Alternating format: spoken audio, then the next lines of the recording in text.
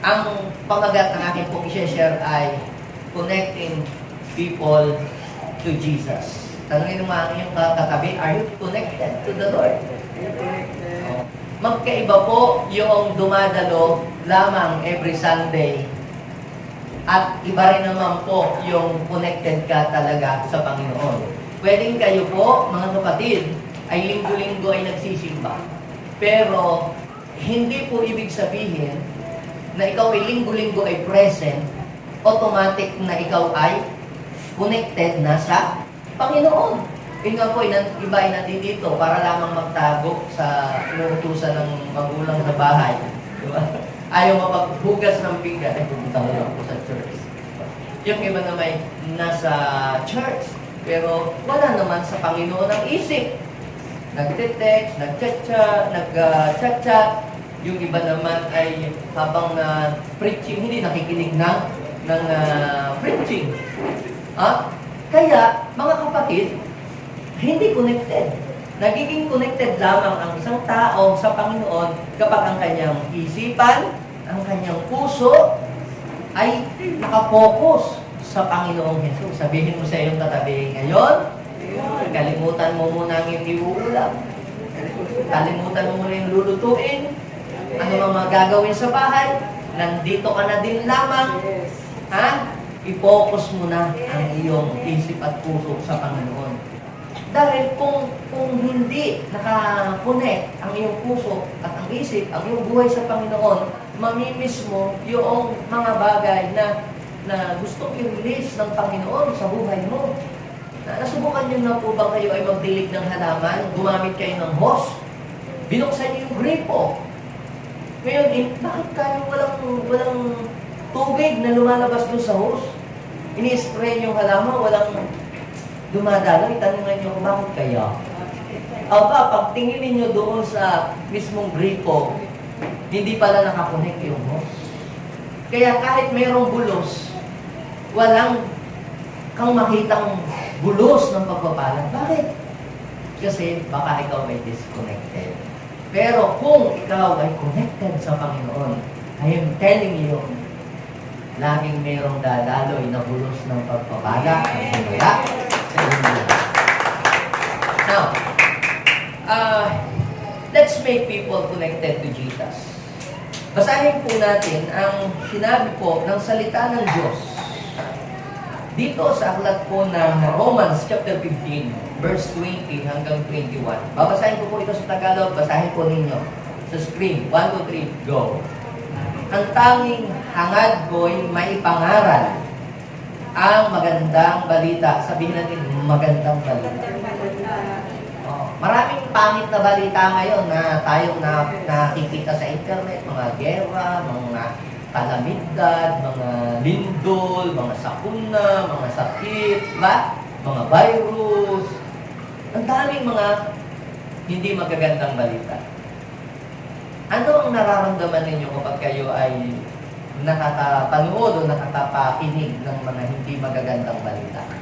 Kayo ay nanghihina, nanglulupay-pay at ang iba'y natatakot.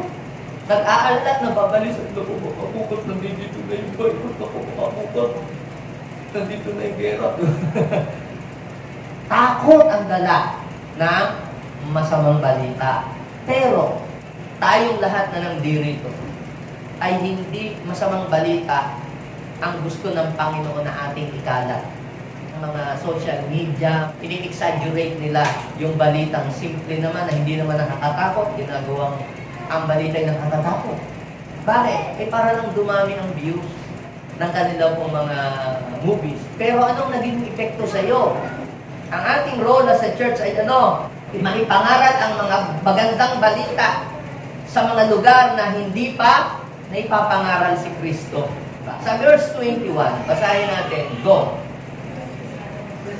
Sinasabi ng kasulatan, makikilala siya ng mga hindi pa nasasabihan. So, ibig sabihin, makakakilala lang ang isang tao kapag siya'y nasabihan patungkol kay Kristo. So, ibig sabihin, kapag hindi pa nasasabihan ang isang tao tungkol kay Kristo, ang isang tao ay hindi pa siya nakakakilala.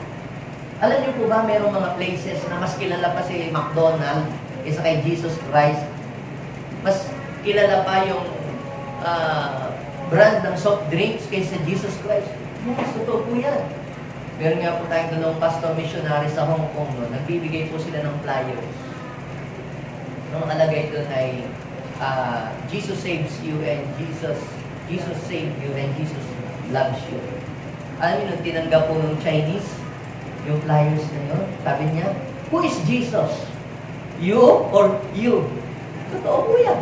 Hindi nila kilala talaga ang Panginoon Jesus. Tayo at least kahit pa paano na ipakilala sa atin ang patungkol kay Jesus. Yun nga lamang, mababaw yung pagkakilala natin patungkol kay Kristo. At yung iba ay mali ang pagkakilala patungkol kay Kristo. Makakakilala ang mga hindi pa nasasabihan ng tungkol sa Kanya. Makakaunawa ang mga hindi pa nakakarinig. So, ibig sabihin, dalawa. Kinakailangan isang tao ay makakilala at hindi lang makakilala, makaunawa. Marami nakakakilala, hindi naman nakakaunawa, hindi nila naunawaan. Pero unless na mayroong magsabi o mag-share patungkol sa kanya, ay hindi talaga makakaunawa ang tao. Ibig sabihin ng tao ay mamamatay na lamang at mawawala ang buhay dito sa mundo na hindi nakakilala sa Panginoon. But I am telling you, mga kapatid, na tayo ay may bahagi sa buhay ng ibang tao. We have a mission to fulfill. We have a mission to accomplish in this world. Kaya sabihin ko sa iyong katabi, kaya hahaba pa ang buhay mo. Kasi may mission ka pa. Alam ko po, ang mission natin ay hindi lang yung yumaman ka at dumami ang pera mo at magkaroon ka ng maraming sasakyan. Dapat po ninyong maintindihan. Bakit ka papayamanin ng Diyos? Para ikaw ay maging patutuo, buhay na patutuo sa mga taong wala pa sa Panginoon. Bakit ka bibigyan ng Diyos ng sasakyan? Para yung iyong pamilya, madala mo, mahakot mo, mailapit mo sa Panginoon, maikunik mo kay Lord. Diba? Ang sarap nung maisama mo ang iyong pamilya, hindi lang ikaw pupunta sa church dahil may sasakyan ka, nadala mo sila sa Panginoon. Sana'y makita nating lahat, mga kapatid, na ang purpose kung bakit kanya ibinibless. Ang purpose, bakit pinapahaba pa ng Diyos ang buhay mo dito sa mundo. Hindi lang para mag-around the world ka, kundi para ikaw ay maging buhay na patutuo doon sa mga taong hindi pa nakakakilala kay Kristo. Gusto ka ng Panginoon gamitin na yung mga taong wala pa sa Panginoon ay i-connect mo ang kanilang mga buhay sa Kanya. Sa Biblia ay mayroon pong halimbawa na ipinakita sa atin bakit ang salita ng Diyos ay nakarating sa atin. Si John the Baptist, mga kapatid, siya po ang kauna-unahan na nagpakilala kay Jesus bilang manunubos at tagapagligtas. Kaya tinawag siyang forerunner. Siya ang mauuna sa ating Panginoong Jesus. Siya ang magbubukas ng way. Siya ang magpiprepare ng way para ang mga puso at isip ng tao ay maihanda sa pagdating ng ating Panginoong Jesus. Kaya doon po sa John, chapter 1, verse 29, nang makita po ni John the Baptist ang ating Panginoong Jesus, ano po ang sabi niya? Narito ang kordero ng Diyos na nag-aalis ng kasalanan ng sanlibutan. Ano po ba yung kordero? Akala ko nung bata ako, yung kinakanta natin simbahan, kordero ng Diyos. Akala mo yung kaldero ng Diyos. Ay, nung nabasa ko po ang Biblia, akala ko talaga nung bata ako, yung kordero ay kaldero. Nung nagbabasa ko sa Biblia, yung po parang kordero, sa English ay lamb of God. Saan ba ginagamit ang lamb? Sa Bible po, para daw po yung angel of death, hindi daw po saktan, hindi daw po patayin yung pong mga tao sa Israel. Pag dumaan yung salot, magpapatay po sila ng lamb, ng kordero. Yung kordero po ay isa pong bisirong kambing na panganin na lalaki na walang sakit o walang diferensya. Kakatayin po yun, yung dugo, kukunin at ipapahid sa hamba ng pintuan para yung mga bahay hindi salutin, yung nakatira sa loob ng bahay. At sila po ay maging safe sila. Ang tawag po doon ay lambo. Ngayon, yung pala ay mayroong sinisimbolo at walang iba kundi ang ating Panginoong Jesucristo na siyang tutubo sa kasalanan ng sangkatauhan sa kanyang pagparito. So, yun ay sinabi po ni Juan Bautista nung makita niya ang ating Panginoong Jesus. The following day, doon sa John chapter 1, verse 35 and 37, nakita uli niya ang Panginoon. Pero, sa araw na yun, kasama niya ang kanyang dalawang alagad. At sabi naman niya, narito ang kordero ng Diyos na nag-aalis ng kasalanan. At nung sinabi po niya yun, mga kapatid, ano po ang nangyari? Yung dalawang alagad, dalawang bodyguard, dalawang alalay, dalawang tauhan ni John the Baptist ay anong ginawa? Siya po ay sumunod kay Jesus. Kung si John the Baptist ay hindi nagsalita, hindi nagpatotoo, walang sinabi patungkol kay Jesus, malamang na yung dalawa niyang alalay o tauhan, utusan, ay hindi alam kung saan pupunta. Parang ikaw din. Maaaring ikaw ay may trabahador. Meron kang tauhan. Meron kang alalay. Meron kang kaopisina na mas mataas ka sa kanya. O driver. Or whatever. Katulong sa bahay. Kung hindi ka mag-witness at hindi mo ipapakilala si Jesus, yung mga taong yun ay hindi makakasunod sa Panginoon. Makakasunod lamang ang tao kay Kristo kung merong magsasabi patungkol sa Kanya. Kagaya ni John the Baptist. Sabi niya, narito ang kordero ng Diyos na galing sa kasalanan. Ay narinig ng kanyang dalawang tauhan. Sumunod yung kanyang dalawang tauhan. Yung kanyang dalawang katulong. Ito po ngayon ang nangyari. Pagkatapos po na yung dalawang katulong ni John the Baptist ay makilala ang ating Panginoong Jesus, ano ang sumunod na kabanatang nangyari? Isa daw sa mga nakarinig ng patotoo o pangaral ni Juan Bautista ay sino? Si Andres. Anong ginawa ni Andres? Naglaba. Ano ang ginawa niya? Anong ginawa ni Andres? Nagluto. Ano ang ginawa ni Andres? Tumago sa ilalim ng sadya. Ano ang ginawa ni Andres? Nung marinig niya ang patotoo ni Juan Bautista, una daw po niyang pinuntahan ang kanyang kapatid na si Simon Pedro at siya po ay nag-witness. Nakita ko na, nakilala ko na yung ating hinihintay na matagal ng tagapagligtas, ang Kristo, si Jesus, na taga-Nazaret, natagpuan na. Siya ang Mesiyas. Ano ang sabi ni Pedro?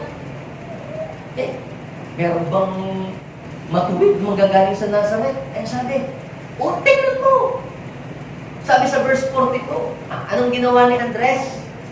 Sinong isinama? Ang kanyang kapatid na si Pedro. At sabi, nung isinama po, mga kapatid, ni Andres si Pedro po, hindi pa pala Pedro yun, Simon pa. Tapos, nung isama, si Simon, kay Jesus, si Simon binigyan ng Diyos ng bagong pangalan.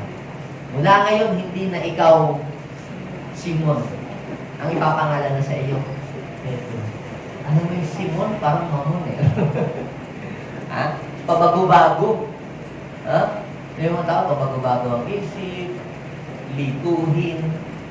Pero mula ngayon, dahil na-meet mo na ako, hindi ka na ganun. Ikaw ay rock, ikaw ay strong na. Ang ibig sabihin niyan, mga kapatid, ang taong lumalapit sa Panginoon, binabago ng Diyos ang buhay. Maaaring ikaw, ang sama ng title mo sa inyo. Ikaw si Luciang Utangero. O Aling Bungangera. Yan ang tawag sa iyo. Pero, pag ikaw ay lumapit na kay Jesus, mababago na ang pangalan. Ikaw na si Praise the Lord. Ikaw na si Hallelujah. At least maganda ang tawag sa iyo. Kaysa noon, di ba? Bibigyan ka ng Panginoon ng bagong pangalan. Kaya, noong kung ako ay makakilala sa Panginoon, ang tawag ko sa akin ng mga tao, si Kolokoy. Nung ako'y bata pa. Kasi koloko. Pero nung ako po ay ma-born again, Yung mga tao sa amin, ayan, si Pastor Cleo, na iba na ang aking pangalan. Kaya sabihin mo sa iyong katabi, kung dati pangit ang iyong nakaraan sa buhay, papagandahin niya ng Panginoon pag lumapit mo sa kanya. Dati ikaw ay Simon, mula kang hindi na Simon, Pedro na ang itatawag sa iyo. Ha? At ang isa pa pong halimbawa ay si Felipe. Hindi nila hinayaan na sila lang yung nakakaalam, hindi lang nila hinayaan na sila yung nakakakilala. Si Andres, yung kanyang kapatid. Kapag ang isang tao sinama natin sa Panginoon, magaganap yung plano ng Diyos sa kanyang buhay. Alam niyo po ba si Peter, mga kapatid? Parang ang buhay niya hanggang doon na lang eh. Ang buhay ni Peter hanggang tagapangisda na lang. Ang buhay ni Peter walang mararating. Pero kapag ka pala ikaw ay lumapit sa Panginoon, hindi ka hanggang ganyan lang. May mararating ka. Malayo ang mararating mo sa buhay. Dati nun tagahuli lang tagakaliskis lang ng isda. Tagahila lang ng lambat si Peter. Pero alam nyo mga kapatid, nung ma-meet niya at ma-encounter niya si Jesus, Peter became a great leader. He performed miracles and signs and wonders. Kaya mga kapatid, pag lumapit ka sa Panginoon, I am telling you, you will experience greater things in your life more than you could ever think or imagine.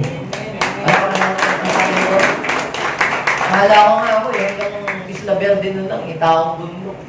No? Pero yung pala mga kapatid, kapag ikaw ay lumapit sa Panginoon, may maganda palang plano ang Diyos sa buhay mo. Ipaparanas ng Panginoon sa buhay mo ang mga dakilang bagay na hindi mo pa nararanasan. Sabihin mo sa iyong katabi, may ipaparanas si Lord sa iyo. Sino si Felipe? Taga Bethsaida rin po yan, na kagaya po ni Nina Andres. So, nung ma-witness po nila, makita nila si Jesus at makilala, anong ginawa ni Philip? Pinuntahan niya ang kanyang best friend. Tanungin mo yung katabi, meron ka kayang tabang best friend? Saan, pag yung best friend mo, saan mo lagi inaaya? Tara, doon tayo sa may buti kung kape, okay lang yun eh. Pero kung doon mo dati sa inuman, sa lasinga, sa kalikuan, sa kadiliman, ano ang sabi po ng Bible? Si Felipe po, nung ma-meet niya si Jesus, ang unang-una niyang pinuntahan ang kanyang kaibigan. Anong pangalan ng kanyang kaibigan? Si Nathaniel. At ang sabi niya kay Nathaniel, nakita ko na ang Misaya at tagapagligtas. Si Jesus na taga Nazaret, sabi niya, yung tinutukoy ni Moses sa kanyang mga sulat, sa aklat ng kasulatan. Yun ang sabi niya. Sabi niya, meron bang mabuting magbumula sa Nazaret? Kasi sa Nazaret, masasama ang mga tao doon. Sa Nazaret, ang mga tao, mga halang ng kaluluwa. Pero anong sabi ni Philip? Come and see. Tara. Tara, let's. Tingnan natin. Kaya, mga kapatid, alam niyo po, kapag po kayo ay gusto po ninyo na mag-akay ng inyong kaibigan, papunta sa Panginoon, just give them a simple invitation. Do not talk about religion. Do not make a debate. Makapag-debate. Respect them. Just invite them. Come and see. Ano ang ginawa ng mga taong ito? Sabi lang po nila, sige, tara. Tingnan mo. Come and see. And you will experience greater things that you have never experienced before. Eh, sinama nga po niya si Nathaniel. Kanino? Saan? Kay Jesus. Eh, dumarating pa lang siya, hindi pa mismo nakakapunta doon. Pinrophesy ni Jesus si Nathaniel. At ang sabi, narito ang isang lalaki o isang taong hindi man daraya. Siya mabuting tao. Alam niyo po, na-shock si Nathaniel. Lord, Panginoon, paano niyo po ako nakilala? Bago pa tinawag ni Felipe, nakita na kita. Sa ilalim ng puno ng igos. Look at that verse. Ano pong ibig kong sabihin? Bago ka pa pumunta dito, meron ng magandang plano ang Diyos. Sinong naniniwala doon? At yung planong yun ay mangyayari lamang. Yung plano lamang ng Diyos sa buhay mo yung mangyayari kapag ikaw ay kumonek sa Kanya. At kapag ikaw ay kumonek na sa Diyos, mapuputol ang plano ng kaaway sa buhay mo at yung plano na ng Diyos ang mangyayari sa buhay mo. Alam niyo po ba na mayroong dalawang nagplano sa atin? Aside from us, we have a plan for our life, for our future. Si Satanas nagplano din, nagpaplano rin niya sa'yo. Anong plano niya? The devil came to steal, to kill, and to destroy. Sabi ng John chapter 10, verse 10, but Jesus came so that you may have life and have it more abundantly. So, ngayon, pag ikaw ay lumapit sa Panginoon, mapuputol yung plano ng kaaway sa buhay mo, masisira. At pag ikaw ay pumunik sa ating Panginoong Jesus, yung plano ng Diyos, yun ang matutupad sa iyong buhay. Sino dito ang gusto niyang ang plano ng Diyos ang matupad sa kanyang buhay? Kaya kung gusto mong ang plano ng Diyos ang matupad sa iyong buhay, tumalikod ka sa iyong masasamang gawa, talikuran mo ang kasalanan, talikuran mo ang gawa ng kadiliman, kumunik ka sa Diyos at tandaan mo yung mga dakilang plano at bagay na gustong mangyari ng Diyos sa iyong buhay, yun ang mangyayari sa buhay. At sabi po ng Panginoon sa Kanya, naniniwala ka na ba? Dahil sa akin, dahil sinabi ko sa iyo, nakita kita sa ilalim ng puno ng igos. Tingnan mo yung verse 51. Tandaan mo, makikita mo mula ngayon, bukas ang langit. Sabihin mo sa iyong katabi, pag ikaw ay connected kay Lord, tandaan mo, laging bukas ang langit para sa iyo. May mga pabor, may opportunities. Dati yung pabor nalayo sa iyo. Diba? Yung trabaho, tatanggapin ka na sana at sa iba pa napunta. Yung promotion, mapopromote ka na sana, ibang na-promote, hindi ikaw. Pero alam niyo po, pag may pabor ang Diyos sa buhay mo, mararanasan mo mga dakilang bagay na hindi mo dati nararanasan. Bakit? Kapag bukas ang langit, maraming mga magagandang bagay na mangyayari sa iyo. Sabihin mo sa iyo, tatabihin mo, ngayon! Dahil kumunek ka na kay Lord, ang langit ay bukas na. Sabihin natin, wow! Magkaiba po yung nagtatrabaho kang sarado ang langit. Ano may trabaho ka ng trabaho? Ano naman yan? Yung pera dumaan lang sa kamay ko tapos wala. Wala ka man lang naiipon. Parang laging iga. Pero, pagbukas ang langit, laging maraming pagpapalang magkakalob. Magugulat ka na lang sa mga nangyayari sa iyong buhay. Mararanasan mo ang mga bagay na hindi mo dati namaranasan. Are you excited? Now, why is it important? Or bakit kailangan? Bakit mahalaga? Na i-connect natin yung mga tao kay Jesus. I will give you 4 important major reasons why it is important to make people be connected to Jesus. Ready na po kayo? Bakit ba kailangan i-connect pa ang mga tao sa Panginoon? Bahala na sila sa mga buhay nila. Kaya nasabi ko po sa inyo, kung walang mag-share, walang makakaunawa. Kung walang magpapaalam, walang makakarinig, hindi siya makikilala. So, ang ating mission, ang ating role sa buhay ng mga tao ay ipakilala ang Panginoon sa kanilang buhay. So, ano yung reason why we need to make Jesus known and to make other people connected to Him? Number 1, because this is the only way to save people from eternal punishment. Sabihin natin, punishment. Pag ang isang bata ay may ginawang hindi maganda sa inyo, halimbawa kayo'y minura, o kayo'y pinalo, o kaya ninakaw yung inyong pera na pampalengke. Ano sasabihin mo doon sa batang nagnakaw? Ay, very good, palakpakan, congratulations. Hindi ko matutuwa, no? Ibibigay ka ng punishment sa kanya.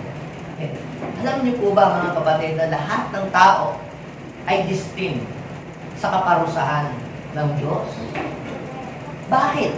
Sapagkat lahat ng tao, ayon sa Romans chapter 3, verse 23, ano ba ang sabi ng Panginoon? Lahat ng tao ay nagkasala. ang lahat daw po ay nagkasala. So pag sinabi po natin lahat, kasama ikaw, kasama ako, kasama ang lahat ng tao doon. Lahat eh. No exemption. Sabi po ay lahat daw po ay nagkasala at walang sino mang nakaabot sa kaluwalhatian ng Diyos. Alam niyo po ba na pinipilit ng tao abutin ang kaluwalhatian ng Diyos since the beginning? Sa panong paraan yung iba po, nagtatayo po sila ng tore. Kaya nagtayo sila ng tore ng Babel. Para daw po maabot ang kalangitan. Abutin nila ang Diyos. Pero ang sabi ay hindi natuwa ang Panginoon. Doon sa Genesis chapter 11, pina-stop niya yung pagtatayo, yung construction ng Tore ng Babel. Ginulo niya ang wika ng mga tao. Kaya nagkaroon ng iba-ibang wika, Ilocano, Pangasinan, Tagalog, English, Hapon. Para hindi matuloy yung construction. Bakit? Sapagkat ayaw ng Panginoon na maabot mo siya sa sarili mong takas, sarili mong diskarte. Kasi kung aabutin mo siya sa iyong galing, sa pamamagitan ng galing mo, talino mo, pwede kang magmalaki. Kaya pini-stop ng Panginoon. Pero pinipilit ng tao abutin ng kaluwalhatian. Hindi lang abutin, lampasan pa. Dahil gusto ng tao ding maging Diyos din siya. Pero sabi ay walang nakaabot. Kaya yung iba ay nagpapaka-religious, tumutulong sa mga charity, nagpapamember sa lahat ng mga organization sapagkat gusto nilang makaabot sa kaluwalhatian ng Diyos. Pero sabi, hindi nakaabot. Lahat ay nagkasala. At dahil ang tao ay nagkasala, ano yung punishment ng kasalanan? Pag sinabing eternal punishment, hindi po yun one day lang. Hindi po yun 1 week or 1 month or hindi po yun 1 year. Pag sinabing eternal, walang katapusan yun. Ilang taon ba yung walang katapusan? Hindi ko mabilang. Wala kang katapusan eh. Buti pa yung pangungutang, may katapusan. Pero yung punishment ni Lord, sabi walang katapusan. Ano ba yung punishment ni Lord? Isaiah chapter 66 verse 24. Ganito po ang mangyayari. So pagbabalik ng Panginoon, aalisin niya yung mga matutuwid, ihihiwalay sa mga makasalanan. Yung mga matutuwid na kumilala sa Panginoon, dadalahin niya sa langit. Pero yung mga masasama, ang tawag ng Panginoon sa mga sinners ay mga rebellious. Sila daw po, mga kapatid, ay kakainin ng mga uod. Pero yung mga uod sa impyerno hindi namamatay. Isaiah 14 verse 13 to 14. Ang gagamitin araw-gabi ay uod. Kukumutin uod. Hindi namamatay yung uod sa apoy. Tapos, sa gayon din po yung apoy na susunog. Ang kalagayan daw po na magiging kahiya-hiya sa buong sangkatauhan. Imagine nyo, ang kaparusahan ng kasalanan ng tao, siya'y itatapon na sa impyerno, forever na nandoon. Tapos kakainin pa siya ng uod. Pero yung uod, hindi namamatay. Gaano sakit, kahirap ng gayong kalagayan. Ikaw nga, madapuan ka nga lang ng ipis eh. Hindi ka na mapakali. Ay yung uod pa. Sabi ng Daniel chapter 12 verse 2, ipinakikita ko ito, mga kapatid, sa ating lahat. Dahil hindi simple ang magiging kalagayan ng isang tao kapag ang isang tao po ay namatay ng walang pagkakilala kay Kristo, hindi nakilala ang Panginoon.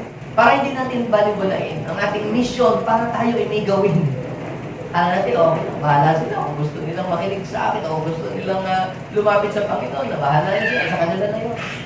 I'm telling you, kailangan nating maawa, mahabag sa mga tao. Yung habag, yun ang makakapag-push sa atin para gawin po ang mga bagay na iyan. Sabi, ang mga tao daw po, muling bubuhayin ng Panginoon. Yung mga banal, yung kumikilala sa Panginoon, sa buhay na walang hanggan. Sabihin mo sa iyong katabi, I hope. Isa ka doon. Sa bubuhayin ng Panginoon, para saan? Sa buhay na walang hanggan. Pero, ang iba, saan? Sa kaparusahan, wala hanggan. So, pwede kang mamili. Saan mo gusto? Pag namatay ka, saan mo gusto mapunta? Sa kaparusahang walang hanggan? O sa buhay na walang hanggan? Yung buhay na walang hanggan, sa piling ng ating Panginoong Jesus. Yung kaparusahan walang hanggan, si impyerno kasama mo doon sa Satanas. Kaya sabihin mo sa iyong katabi, nasa iyo ang pagpili. Sino dito ang inaamin niyang siya may kasalanan, makasalanan? Amen. Oh. I have a bad news and good news for you. Ano yung good? Ano gusto niyo? Unahin ko muna yung good news o yung bad news muna? Bad news muna. O sige, Romans chapter 6 verse 23. Ano ang bad news? Kamatayan ang kabayaran ng ating mga kasalanan. Ha? Pansinin niyo to, ano? Sabi natin, tayong lahat ay makasalanan. Tayong lahat ay nakapag-commit ng kasalanan. Alam niyo po ba na ang kamatayan ay meron po tatlong bahagi? Una yung spiritual death. Kapag sinabi natin death, it means separation. Sabi natin separation. Paghiwalay. Ano yung spiritual death? Separation of man from the presence of God. Nung ang tao po ay magkasala sa Diyos, nahiwalay ang kanyang buhay sa Panginoon. Kaya tingnan ninyo, mas gusto pa ng tao maglasing, mas gusto pa niyang magsugal, mas gusto pa niyang mag-drugs kaysa sa umattend ng church. Noon tataka ka. Bakit? Sapagkat yung relasyon ng tao sa Diyos ay patay. Pangalawa, physical death. Yun naman po ay separation of our soul and spirit from our body. Hihiwalay yung iyong kaluluwa at katawan sa iyong spirito, maghihiwalay yun. At yung katawan mo magugulok. So lahat ng tao ay makakaranas niyang physical death. At ang pangatlo, ito ang pinakamalupit. Yung eternal death. Yung pangwalang hanggang pagkawalay sa piling ng Diyos, sa presence ng Lord. Itatapon ng tao dun sa kaparusang hanggan. Yung sinasabi ng Isaiah chapter 66 verse 24, but I have a good news for you. Sabi ng Romans chapter 6 verse 23, kamatayan ang kabayaran ng ating mga kasalanan. Pero, ang libreng, sabihin natin, libre pala naman. Ang good news! O, sino dito mahilig sa libre? Tayo, mahilig sa libre. Pero, ito ang ito, sa lahat ng libre, ito ang dapat kang mag-rejoice. Uy, may libre daw tayong milk tea. Uy, may libre daw tayong lunch. Uy, may libre daw tayong merienda. Wow! Ang saya-saya naman. Pero kung meron ng pinakamasaya sa pakiramdam at maging masaya ka, yung libreng kaligtasan. Sabihin mo sa iyong katabi, may libreng kaligtasan. Kaloob, hindi mo babayaran. Hindi mo kinakailangan, pwede mo ba akong ipagdasal? Bibigyan kita ng 200 a month, magnobena ka para sa akin, para mapapunta sa langit. Hindi libre yun. Ibig sabihin, hindi ka magbabayad para ang iyong kaluluwa ay mapapunta sa langit. Anong gagawin mo lamang? Ikaw ay lalapit kay Jesus, tatanggapin mo siya sa iyong buhay. Sabi doon ay ang libreng kaloob ng Diyos ay buhay na walang hanggan sa pamamagitan ni Kristo Jesus na ating Panginoon. Kinakailangan si Jesus ay tanggapin mo bilang Panginoon mo at sariling tagapagligtas sa iyong buhay. At ikaw ay makakatanggap ng libreng kaloob ng kaligtasan ng buhay mo. So, hindi po sa pamamagitan ng relihiyon o pagsapi sa anumang relihiyon, magkakaroon ka nitong libreng kaligtasan. Akala ng iba yung sa membership, naandoon ang libreng kaligtasan. Wala pong libreng kaligtasan sa pagpapamembership sa simbahan. Ang libreng kaligtasan ay mapapasa iyo lang kapag si Jesus na tagapagligtas ay tinanggap mo sa buhay mo. Pwede ikaw ay laging na-attend dito linggo-linggo pero hindi ka connected kay Jesus. Wala kang libreng kaligtasan. Pwede siguro may maglibre sa iyo ng lunch maya-maya. O maglibre sa iyo ng merienda, pwede yun. O magpakain sa iyo right after this, libre ka, pwede yun. Pero, kung gusto mo ng libreng kaligtasan, kumunay ka kay Jesus. Amen? Are you willing to connect to Jesus? Sabihin mo sa iyong katabi, let's connect people to Jesus. That is our topic today, para sa natin, connecting people to Jesus. So yun ang una. Ano ang reason Number one reason why we need to connect people to Jesus. Because this is the only way to save people from eternal punishment. Wala nang ibang paraan para ang tao ay maligtas, kundi ang tao ay ilapit mo sila kay Jesus. That's it. Wala na pong iba. Walang iba ng paraan para maligtas ang tao. Pangalawa po, mga kapatid, na reason why we need to connect other people to Jesus, ito po yung pangalawa. Because this is the only way for people to experience a real change.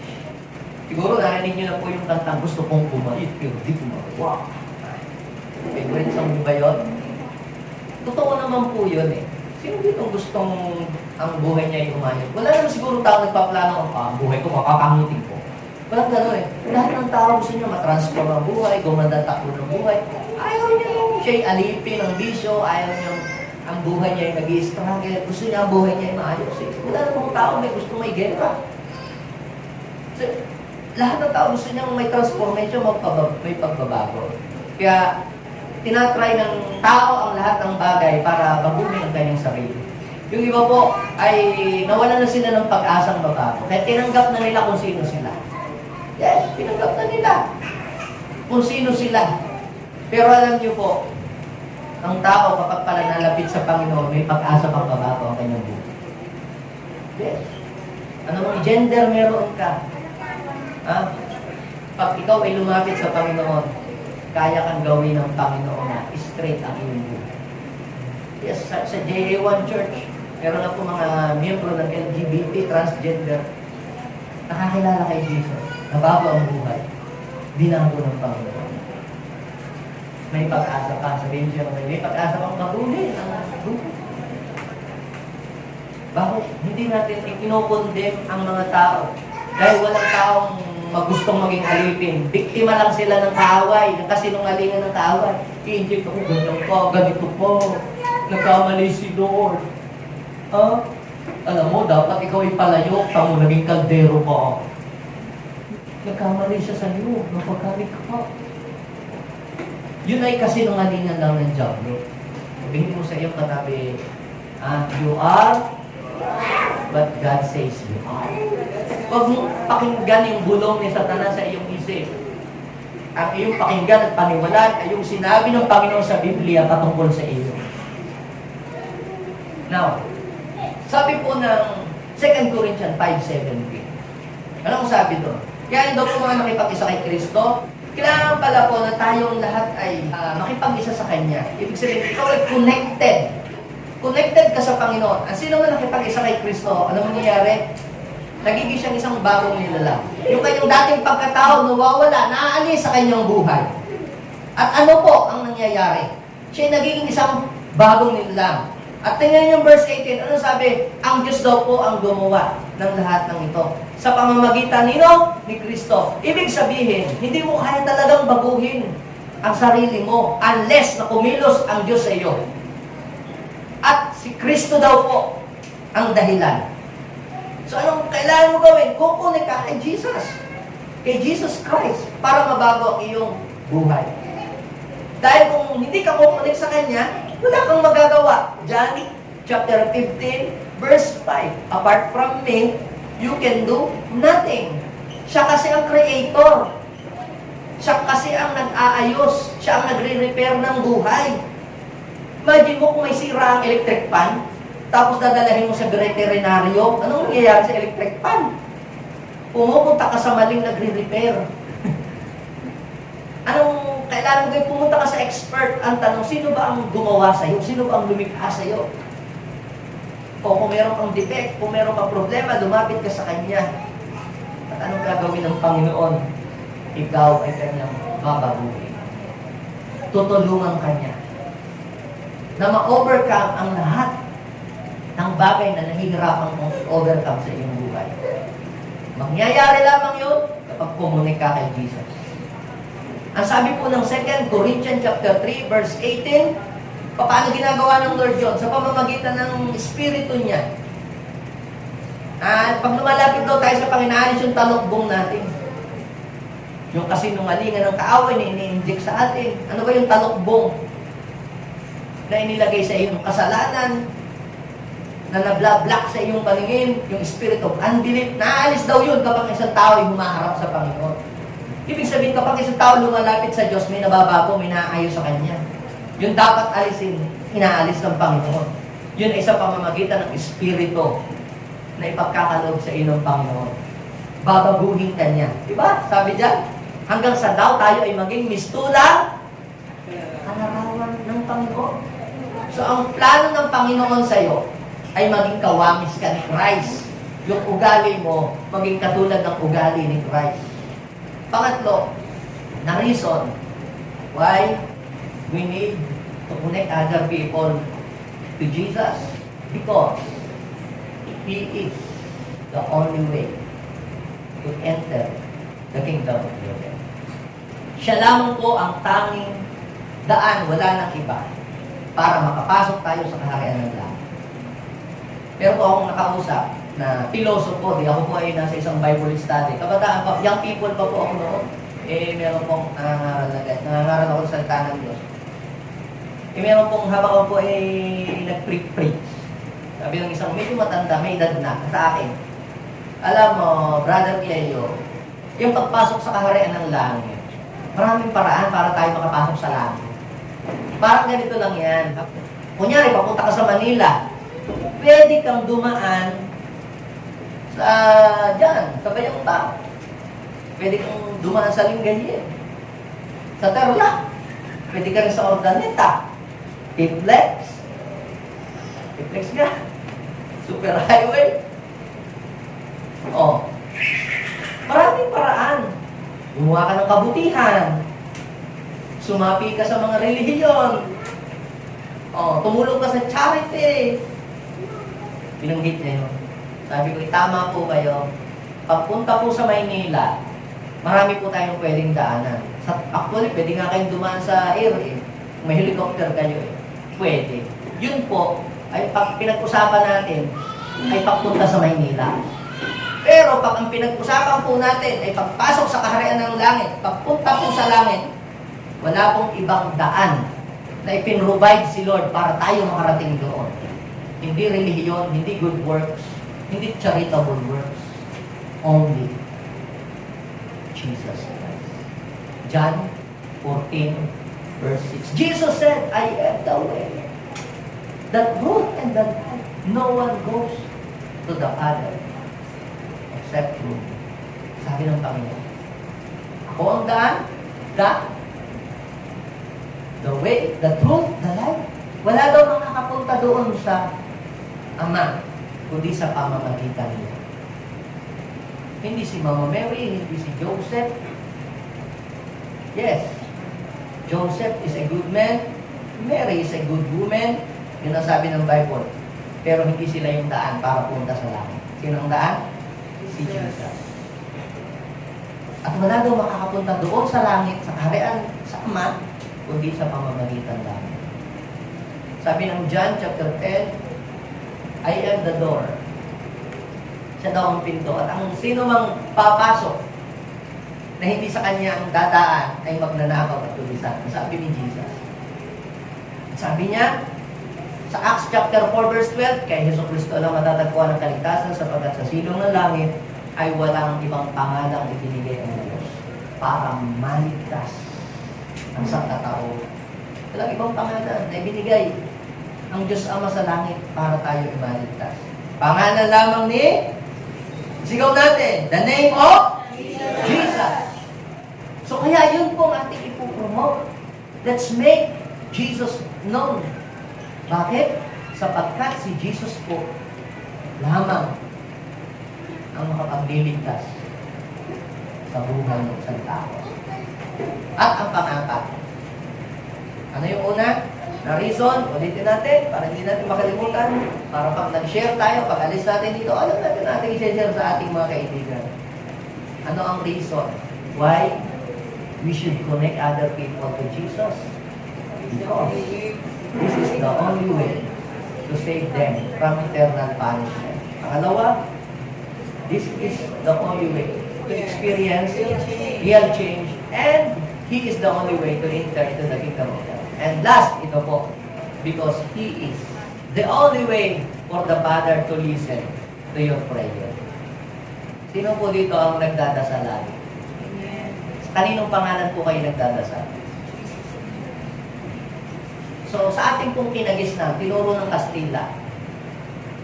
Alam niyo po noong ang Kastila ay dumating dito sa atin, ilang libong taon nyo, ang ating mga magulang, noon ay ang iba ay wala pang pinag-aralan. Pag sinabing walang pinag-aralan, ang tawag dyan sa masakit na salita ay mangmang. Di ba? Pag walang pinag-aralan, di mangmang. Hindi pa noon, konti lang pag-aaral. Sina Jose Rizal pa naman mag-aaral doon eh. Pero yung karamihan hindi pa nakapagbabasa, hindi marunong bumasa sumunod. Dumating ngayon ng Kastila dito, sinakop ang Pilipinas. Dala-dala nila mga espada. Dahil sa sila'y mga matitibuno, may makapangyarihan.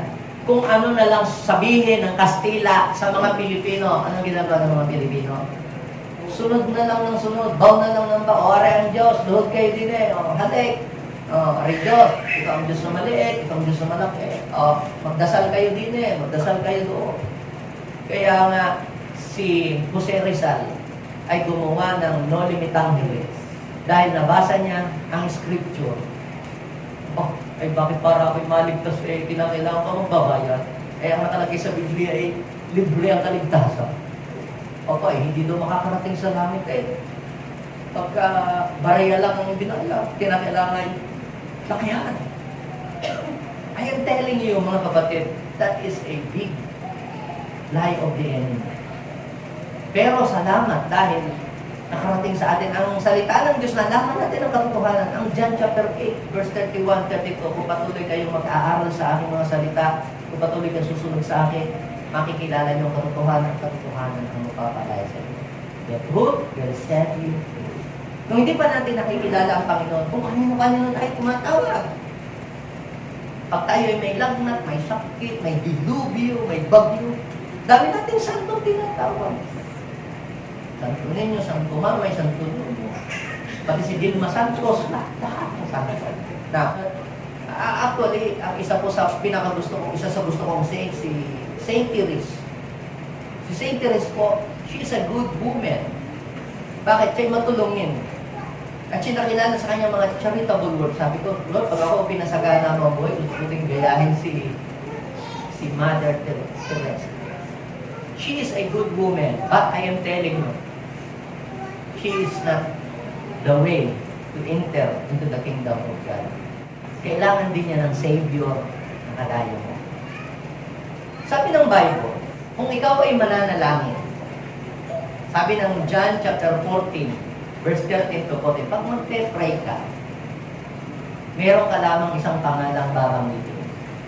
So kung ikaw ay 20 taon na nag-pray-pray, at araw-araw nag-pray-pray ka, pero hindi ka sa pangalang ito nananalangin, lahat ng panalangin mo ay hindi counted. O, sino po dito ang may Facebook? Siguro naman, taga-sang planeta kayo, wala kayong Facebook. Ha? Lahat tayo ay may Facebook. Sino dito ang naglalag out ng kanyang Facebook? Di ba pag nalalag out yung inyong Facebook, paano mo mabubuksan ang iyong Facebook? Kailangan mo, number 1, meron kang email. Pangalawa, meron kang password. Ngayon, ito ngayon. Kunyari nga ang iyong password ay I am beautiful. Ngayon, bigla mong binuksan, I am not beautiful.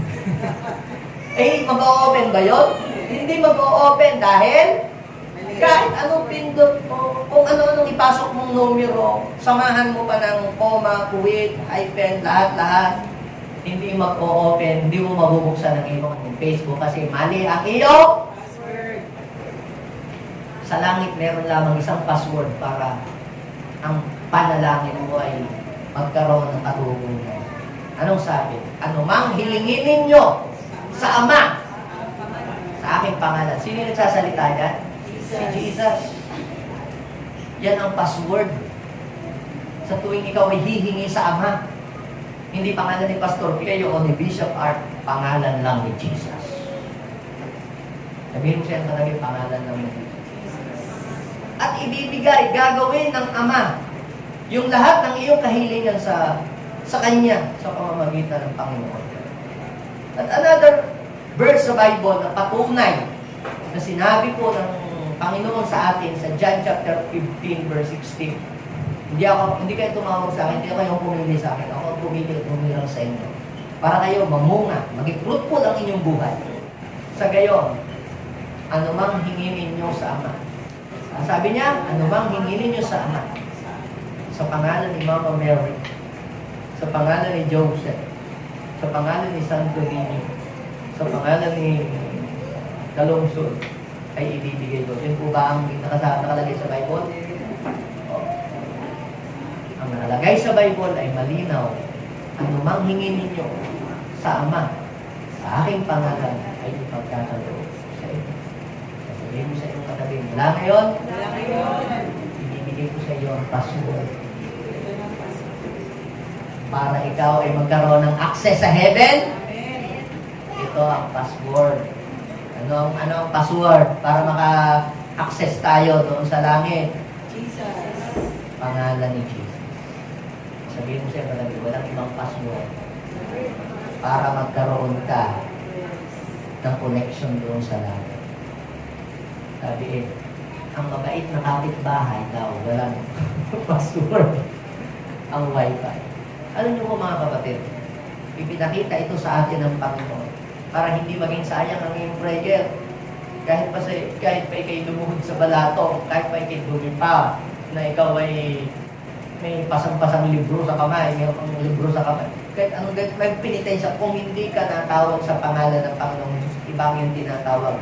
Ang iyong prayer, nandiyan lang sa kisame, sa bubong ng bahay, hindi makarating sa langit. Makakarating lamang ang iyong request sa langit kapag yung tamang password ang ginamit mo. Access granted. Amen?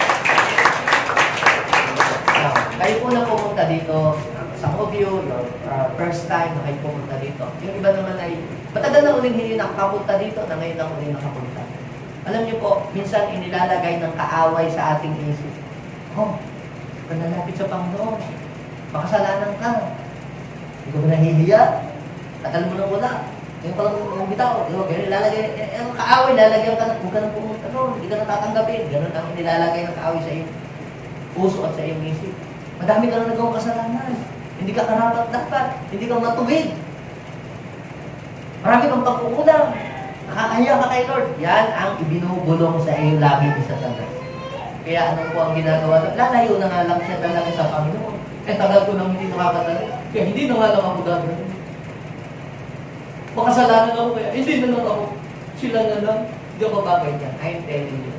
Yung ganong isip, mga kapatid, ay hindi galing kay Lord.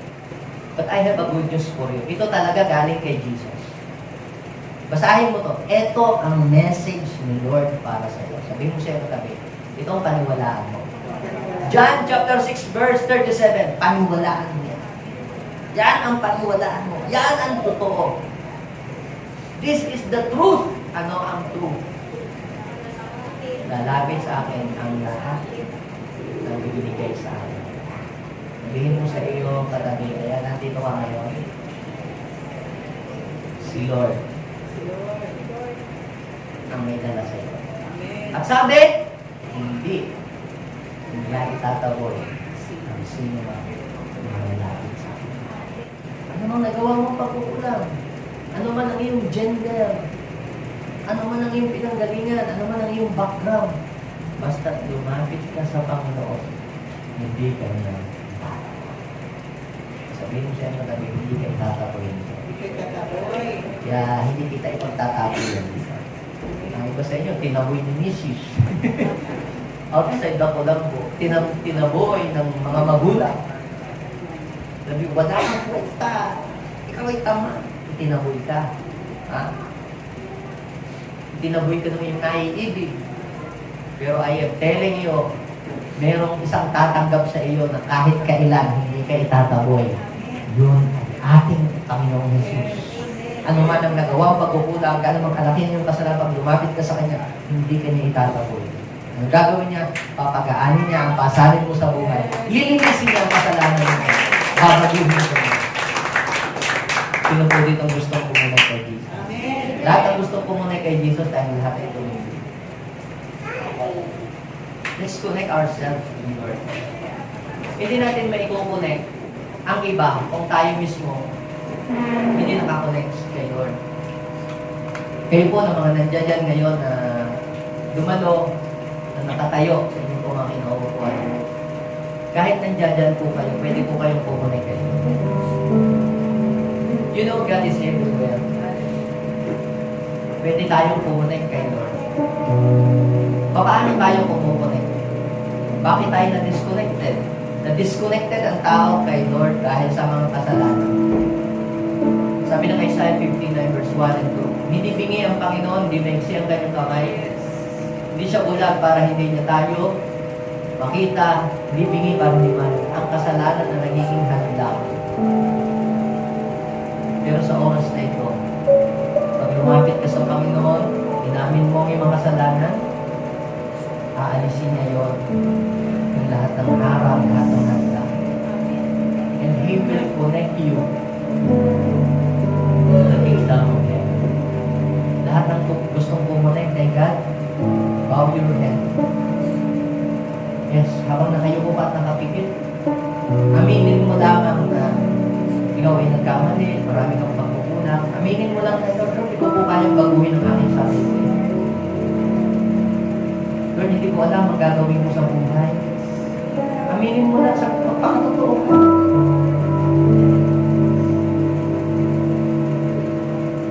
Yung iba po, iniintay muna nilang maging mabait sila bago sila lalapit kay Lord. Yung iba gagawin mo, papakabait muna ako. Magpapakalinis muna ako. Sabihin ko po sa inyo, hindi po kayo lilinis. Lilinis lang ang tao pag lumapit kay Jesus. Siya lang ang may kapangyarihang maghugas at magalis ng lahat ng dumi natin sa buhay. Maaalis lang at malilinis lamang ang ating dumi sa buhay natin. Tayo ay taos-pusong lalapit sa Kanya. Mga magulang ko at mga kapatid, habang may panahon pa tayong natitira dito sa mundo, hindi natin alam kung hanggang saan ang buhay natin. Pero mas maganda habang malakas ka pa at buhay ko pa. Secure yourself. Make your soul and spirit secure. Ayaw ng Diyos na ikaw ay mapunta sa eternal condemnation. Eternal punishment. Kaya ibinigay niya si Jesus para siya maging tulay at ikaw ay makapasok sa tahanan ng Diyos. All you have to do is to accept Him as your Lord and personal Savior. All you have to do is to surrender yourself. Sabihin mo sa Kanya, Lord, kailangan ko. Hindi ko kaya iligtas ako ang sarili ko. Ilagay mo yung kamay sa iyong puso. Put your hands in your heart. Yes, damahin mo ang presence ng anak nito. Yes. Holy Spirit, I pray right now. Lord, touch mo. Touch mo po ang mga tao ito. Ipadama mo sa kanila na may nagmamahal sa kanila, Lord. Sabihin mo sa Kanya, ako'y lumalapit. Yes. Damahin mo ang presence. Gusto kong sabihin sa inyong lahat na nandito may nagmamahal po sa inyo. May nagpapahalaga po sa inyo. Meron po nagmamahal sa inyo ng sobra. Yan po ay ang Panginoon. Yes. Yes. Damahin mo ang pag-akap ng Diyos sa iyong buhay. Yes. Holy Spirit, touch these people. Embrace them, O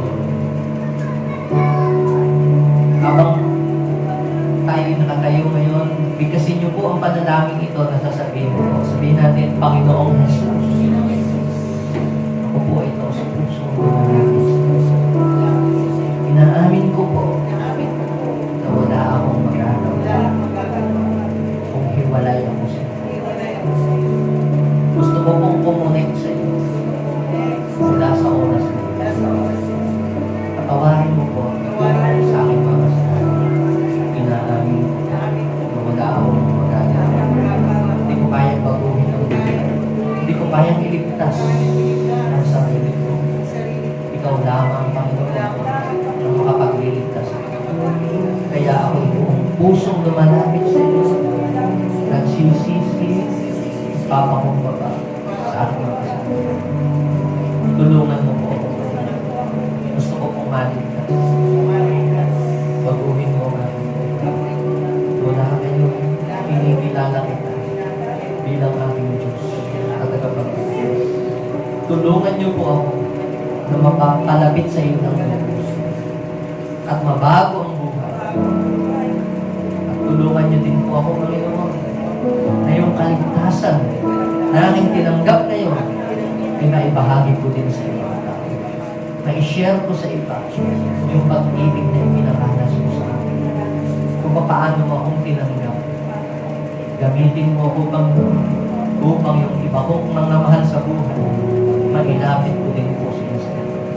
Maraming salamat po. In Jesus' name.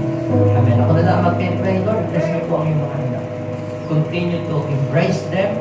Pakilala niyo po, Panginoon, kung sino kayo sa mga buhay nila. At hinihiling ko, Panginoon, ang buhay nila ay magkakaroon ng transformation. Ang buhay nila ay hindi na magiging katulad ng dati. Lord, because they are connected to you right now, Lord, they will experience an open heaven sa mga buhay nila. Bless their lives, O God. In Jesus' name. Amen.